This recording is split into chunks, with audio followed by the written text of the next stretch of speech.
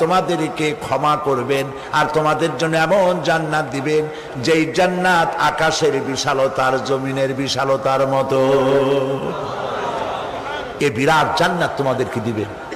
এই জান্নাত চিরস্থায়ী সুখ এবং শান্তি জায়গা হবে।